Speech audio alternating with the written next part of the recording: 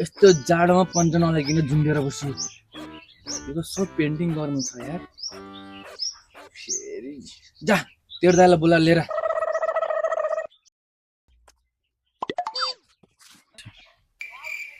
दाउरा मिलाइदिन्छु बड्ड खुसी हुन्छ मासु ल्याउन बोलाउँछु ओ दाइ बड्डले बोला दिन्दै कामलाको देखिस यति बोला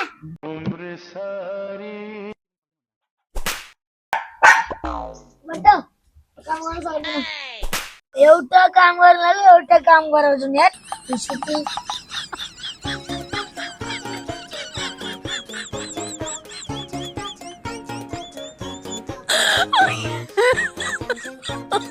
Oh my god.